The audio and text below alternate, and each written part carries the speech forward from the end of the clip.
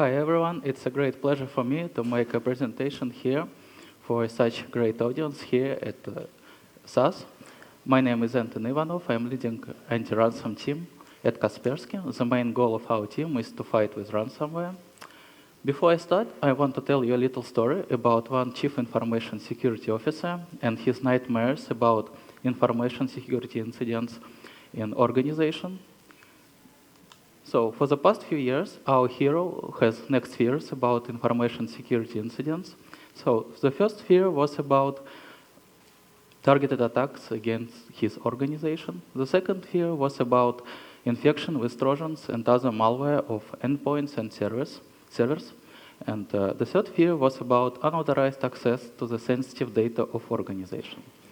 So all of these facts could lead to the reputation loss of organization, or organizations could even lose their money.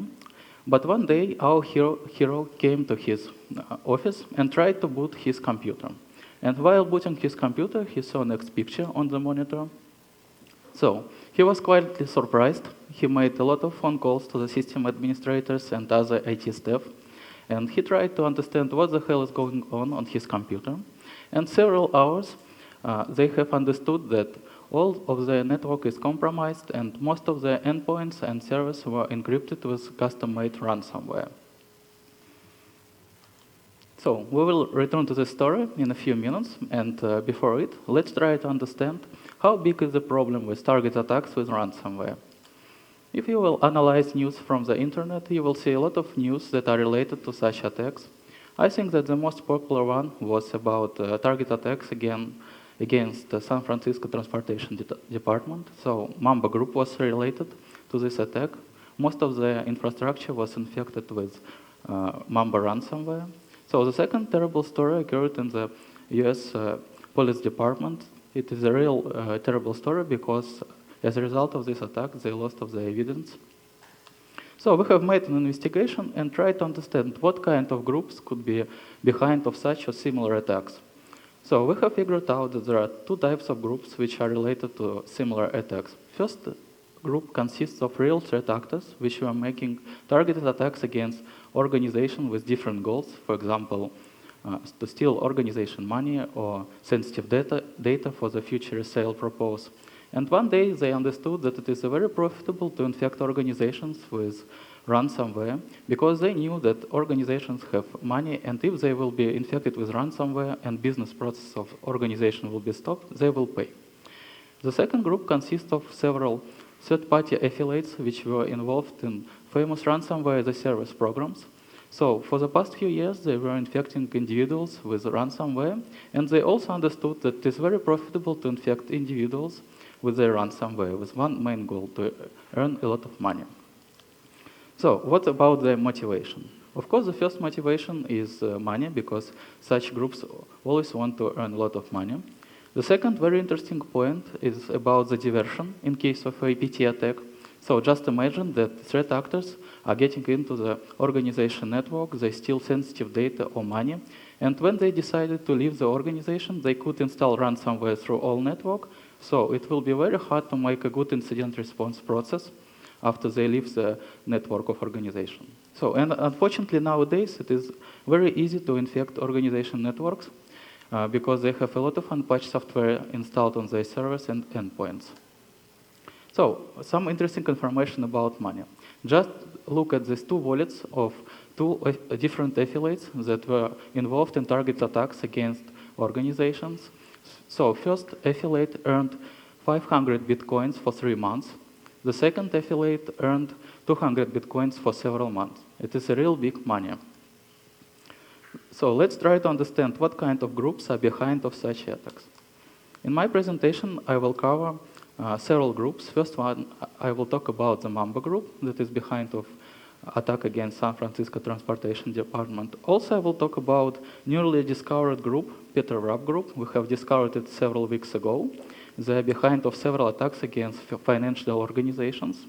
Also, I will talk about several third-party affiliates which are also involved in target attacks against organizations. So what about Mamba ransomware? If your organization got infected with Mamba ransomware, after booting your computer, you will see next picture.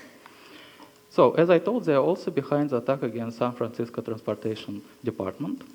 Interesting fact that this group decided not to use any ransomware to infect victims. They used a legitimate utility called decryption.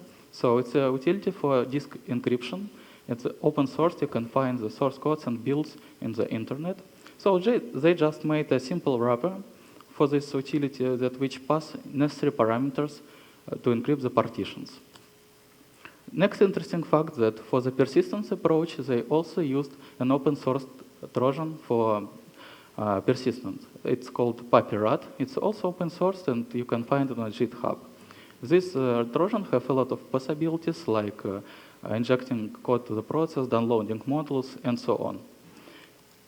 And interesting fact that the first versions of Mamba ransomware was writing the full activity log to the infected machine, and the password which were used for encryption was also stored in the infected partition. When we're talking about target attacks against organizations with ransomware, it is very important to talk about the infection chain. So the Mamba group chose the next infection chain. They tried to find the vulnerable servers or endpoints in the organization network. They used a publicly available exploit for it, and after exploitation, they installed the PetrWrap for the persistence. After that, they used the Mimikatz framework to get necessary privileges to install the ransomware through network. So for the mass installation, they used the PSExec tool. So it's time to talk about the PetrWrap group. We have discovered it several weeks ago. So I know that there are a lot of people here who are familiar with ransomware. And I hope that you can recognize the personal ID string format in this screenshot. So it's looked like the Petya ransomware personal ID format. And you know, while analyzing this same model, we found very interesting things. But first about the Petya ransomware. It is one of the most famous ransomware that is using full disk encryption model. So it has 3 versions. First 2 versions have vulnerability in the encryption routines. And this fact made possible for the security society to make a decryption for victims. Also, this ransomware is popular because it has an open ransomware as a service program. So anyone who has several bitcoins can participate in this illegal activity and earn money. So while analyzing this ransomware, PetrWrap, we didn't believe our eyes because this group decided not to write their own ransomware. They have took the original Petya ransomware and made a wrapper for this. That's why we called it PetrWrap. So this wrapper patched on the fly important routines of the Petya ransomware, and also it's patched the routine that is responsible for the bootloader configuration. So I know that you have several questions about this ransomware. First one is, does this group is participating in the Petya ransomware as a service program? The answer is no. So then you have next question. If they are not participating in this program, so how they could make a decryption for the victims? Because they have no keys for it. So the answer is next. They patched the important routines of encryption, and this fact made possible for them to have a keys. So they use a Diffie-Hellman scheme with a special curve. So these guys have keys and they can make a decryption for victims. And interesting thing about the infection chain. This group also used exploits for unpatched software in organizations. And after getting into the organization network, they installed custom-made Trojan for the persistence. And interesting fact that before installing ransomware, this group was in the organization network for several months. We have observed one case when they was in organization for 6 months, and only after that they installed the ransomware to all endpoints and servers. So this fact made believe us that before installing ransomware, this group made other illegal activities in organization. So, and what about third-party affiliates that are also involved in targeted attacks against organizations? Several months ago, we have discovered very interesting underground group. The scheme of this group you can observe on this slide. At the top of iceberg, the ransomware developer is located. The main ability of this person is to write ransomware and all infrastructure for it. He communicated only with manager. The main ability of manager was to find new partners And partners are people who infect victims and communicate with them. Also, each partner has several workers, and workers help them to communicate with victims and sometimes to infect new victims. So, interesting fact that the ransomware developer decided to make a special ransomware build for the partners who decided to participate in target attacks against organizations. For that, he made a special ransomware build with user interface.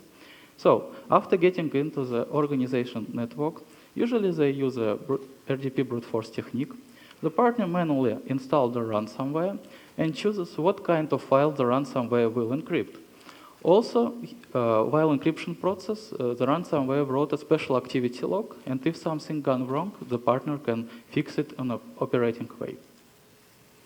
Also, we have observed several partners which decided not to use any ransomware at all. After getting into the server of organization, they put the files to the password-protected archives. Before it, they deleted them and manually deleted the shadow copies in operating system. In this slide, you can observe the full malicious log activity of one such partner. I know that you have a question where we got this log. The answer is very easy. Before putting files to the password-protected archive, threat actor installed a self-made keylogger to server for the future persistence approach. And we have found this keylogger and extracted a database and found all this log, and this fact made possible for us to make a decryption for victim. Also, interesting partner was found by us several months ago. He decided not to use any ransomware at all.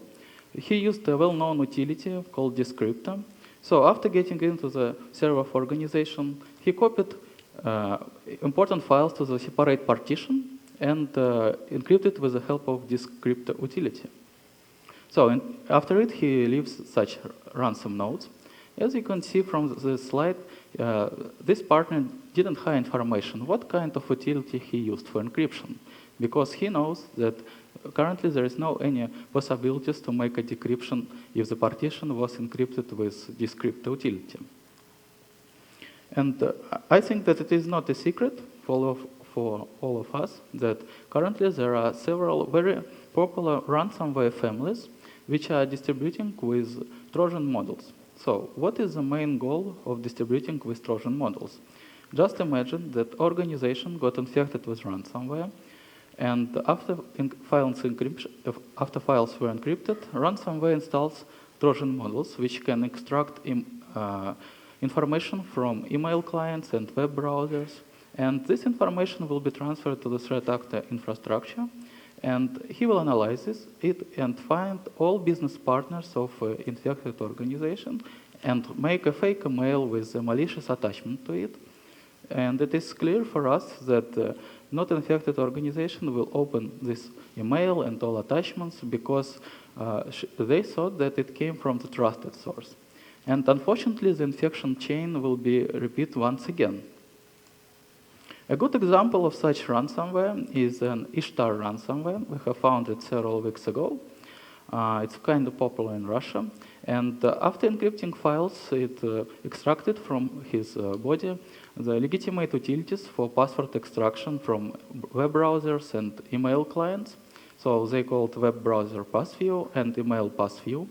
So he extracted the credentials from email clients and transferred it to the threat actor's infrastructure. And the threat actor made a spam campaign against the business partners. And I don't want to end my presentation on a bad note. And I want to tell you a success story that we have made several months ago. So a famous Brazilian underground team has attacked the Brazilian hospital. And as a result of this attack, a lot of files from Brazilian server was encrypted. And we found the ransomware file sample. We analyzed the encrypted files, and we found a vulnerability in the encryption routines. And this fact made possible for us to make a decryption for the Brazilian hospital and all victims that were affected with underground group. And I have some thoughts in my conclusion slide.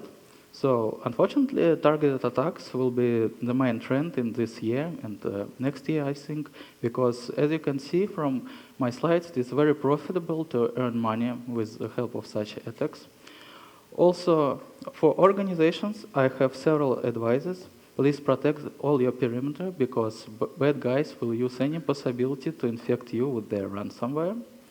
And please, if a target attack with ransomware occurred in your organization, order a good incident response process because this fact will help you to extract necessary information which could help you for decryption and return access to your data. And of course, do not pay, because by paying to the threat actors, you are promoting their malicious activity. And if you have already been infected with ransomware, please visit the No More Ransom project, because Security Society always upload new decryption tools for new ransomware families. And it is a good possibility that there is already submitted a tool for your case. And also, I want to give one advice that nowadays, the most effective way to detect ransomware is to use security solutions with behavioral detection component. And please install such security solutions to your endpoints and servers, and you will be safe. Thank you for your attention.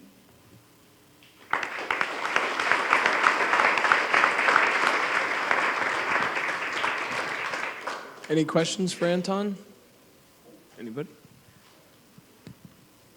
Have you seen instances where they was in the network for a while and they found out how the backup routine was working and they also spent time on like destroying the backups and stuff like that? Yes, unfortunately we saw such case, and they try to destroy backups, of course, in case of target attacks, because they spent a lot of time and sometimes they made a good investment to penetrate your network. So as I told you about the PetrWrap group, before installing ransomware, they will persist in network for several months. So they have a lot of time to learn information about your network topology. They spy for system administrators, and they have a lot of information about your network and where your backup is located, so they have a good chance to wipe them. One in the back.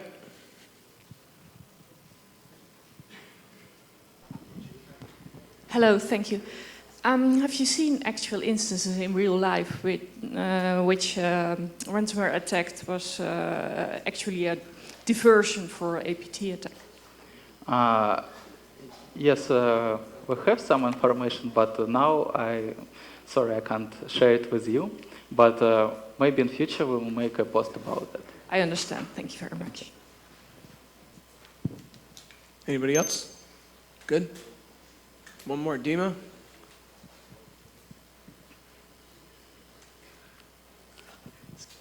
Thank you very much. In case of the attack on the hospital in Brazil, what was the infection vector to drop that ransomware?